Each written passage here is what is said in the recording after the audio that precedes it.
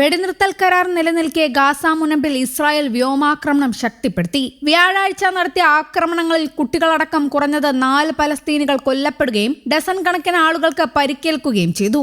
Egypt, Qatar, തുർക്കി എന്നീ രാജ്യങ്ങളുടെ മധ്യസ്ഥതയിൽ കൈറോയിൽ വെടിനിർത്തലിന്റെ 2ാം ഘട്ട ചർച്ചകൾ നടക്കുന്നതിനിടെയാണ് റഫേലും ഗാസയുടെ മറ്റു ഭാഗങ്ങളിലും ആക്രമണം തുടരുന്നത്. കഴിഞ്ഞ 24 മണിക്കൂറിനിടെ 4 പുതിയ മരണങ്ങളും മുൻപ് പരിക്കേറ്റ ഒരാളുടെ മരണവും വീണ്ടെടുത്ത ഒരു മൃതദേഹവും ഉൾപ്പെടെ 6 മൃതദേഹങ്ങളും 34 പരിക്കേറ്റവരെയും ഗാസയിലുടനീളമുള്ള ആശുപത്രികളിൽ പ്രവേശിപ്പിച്ചതായി ഗാസ ആരോഗ്യ മന്ത്രാലയം അറിയിച്ചു.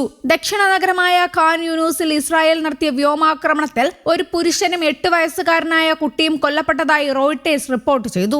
ആഭ്യന്തരമായി ഭവനരഹിതരാക്കപ്പെട്ടവർ കഴിയുന്ന ടെന്റ് ക്യാമ്പിനെ ലക്ഷ്യമിട്ടായിരുന്നു ആക്രമണം. മധ്യ ഗാസയിലെ ബുറൈജ് അഭയാർത്ഥി ക്യാമ്പിൽ വീടിനു നേരെയുണ്ടായ വ്യോമാക്രമണത്തിൽ 18 മാസം പ്രായമുള്ള കുഞ്ഞു കൊല്ലപ്പെടുകയും 8 പേർക്ക് പരിക്കേൽക്കുകയും ചെയ്തു. ഗാസ സിറ്റിയിൽ സൈക്കിളിൽ സഞ്ചരിക്കുകയായിരുന്ന പലസ്തീനിക്ക് നേരെ നടത്തിയ ആക്രമണത്തിൽ ഇയാൾ കൊല്ലപ്പെടുകയും 10 പേർക്ക് പരിക്കേൽക്കുകയും ചെയ്തു. ബുധനാഴ്ച വൈകുന്നേരം ഗാസ സിറ്റിയിലെ ഷാദി അഭയാർത്ഥി ക്യാമ്പിൽ ഇസ്രായേൽ നടത്തിയ ആക്രമണം അതിഭീകരമായിരുന്നുവെന്ന് അൽ ജസീറ റിപ്പോർട്ട് ചെയ്തു. ബഹുനില കെട്ടിടത്തിന് നേരെ നടത്തിയ ആക്രമണത്തിൽ സമീപത്തെ 2 താൽക്കാലിക ടെന്റ് ക്യാമ്പുകൾ പൂർണ്ണമായും തകർന്നു. 35ഓളം കുടുംബങ്ങളാണ് ഇവിടെ അഭയം പ്രാപിച്ചിരുന്നത്. ഒക്ടോബറിൽ നിലവിൽ വന്ന വെടിനിർത്തൽ കരാറിന്റെ 2ാം ഘട്ട ചർച്ചകൾ കൈറോയിൽ പുരോഗമിക്കുകയാണ്. ഹമാസ് പ്രതിനിധികളും മധ്യസ്ഥ രാജ്യങ്ങളായ ഈജിപ്ത്, ഖത്തർ, തുർക്കി എന്നിവരും ചർച്ചകളിൽ പങ്കാളികളാകുന്നുണ്ട്. എന്നാൽ 2 പ്രധാന വിഷയങ്ങളിൽ ഇരുവിഭാഗവും ഉറച്ചു നിൽക്കുന്നത് ചർച്ചകൾ സ്തംഭനാവസ്ഥയിലാക്കി. ഗാസയിൽ നിന്നുള്ള സൈനിക പിന്മാറ്റവും ആക്രമണങ്ങൾ അവസാനിപ്പിക്കലും ഇസ്രായേൽ നടപ്പാക്കിയിട്ടില്ല.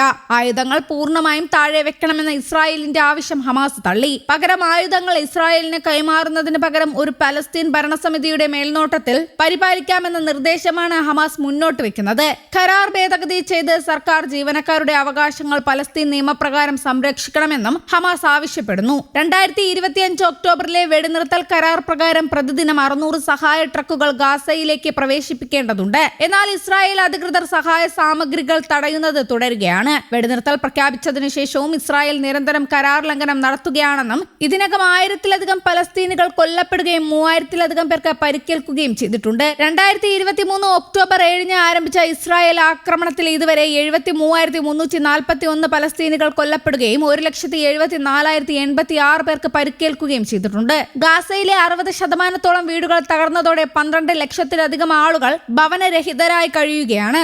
അതേസമയം ഗാസയിൽ ഹമാസിന്റെയും മറ്റു സായുധ ഗ്രൂപ്പുകളുടെയും സമ്പൂർണ്ണ നിരായുധീകരണത്തിനായി ചരിത്രപരമായ ഒരു കരാറിലെത്തിയതായി US പ്രസിഡന്റ് ഡൊണാൾഡ് ട്രംപ്. ഗാസയിൽ പുതിയൊരു പലസ്തീൻ ഭരണകൂടം യാഥാർത്ഥ്യമാകുന്നതിനുള്ള നിർണായക ചുവടുവെപ്പാണിതെന്ന് ട്രംപ് വിശേഷിപ്പിച്ചു. ട്രൂത്ത് സോഷ്യൽ പ്ലാറ്റ്ഫോമിലൂടെയാണ് ട്രംപ് ഈ പ്രഖ്യാപനം നടത്തിയത്. US മധ്യസ്ഥതയിൽ ഒപ്പുവെച്ച വെടിനിർത്തൽ കരാറിന് 9 മാസങ്ങൾക്ക് ശേഷമാണ് ഈ സുപ്രധാന നീക്കം. നിരായുധീകരണത്തിനായുള്ള കൃത്യമായ റോഡ് മാപ്പ് 14 ദിവസത്തിനകം തയ്യാറാക്കണമെന്നും അന്താരാഷ്ട്ര പരിശോധനാ സമിതിയുടെ അനുമതിയോടെ ഇതിനായി സമയം നീട്ടി നൽകാൻ വ്യവസ്ഥയുണ്ടെന്നും കരാറിൽ വ്യക്തമാക്കിയിട്ടുണ്ട്. നിരായുധീകരണം പൂർത്തിയാക്കുന്ന മുറയ്ക്ക് ഇസ്രായേൽ സേന ഗാസയിൽ നിന്ന് മാറുമെന്നാണ് കരാറിലുള്ളത്. ഗാസയുടെ ഭരണ ചുമതലയ്ക്ക് മേൽനോട്ടം വഹിക്കാൻ രൂപീകരിച്ച ബോർഡ് ഓഫ് പീസ് സമിതിയുടെ വലിയൊരു വിജയമായാണ് ഈ കരാറിനെ US പ്രസിഡന്റ് വിശേഷിപ്പിച്ചത്. പലസ്തീൻ ജനതയെ സഹായിക്കുന്നതിനായി ബോർഡ് ഓഫ് പീസുമായി ചേർന്ന് പ്രവർത്തിക്കുന്ന പുതിയൊരു പലസ്തീൻ ഭരണകൂടം ഗാസ ഭരിക്കുന്നതിനുള്ള നിർണായക ചുവടുവെപ്പാണ് ഈ കരാറെന്ന് ട്രംപ് അവകാശപ്പെട്ടു. അതേസമയം നിരായുധീകരണം പൂർണ്ണമാകുന്നതോടെ ഇസ്രായേൽ സൈന്യം പിൻവാങ്ങും. തുടർന്ന് ഗാസ നിവാസികൾക്ക് സുരക്ഷയൊരുക്കാൻ ഇന്റർനാഷണൽ സ്റ്റെബിലൈസേഷൻ ഫോഴ്സ് പുതിയ പലസ്തീൻ പോലീസ് സേനയുമായി ചേർന്ന് പ്രവർത്തിക്കുമെന്നും ട്രംപ് വ്യക്തമാക്കി. News desk, Kerala Kaumudi.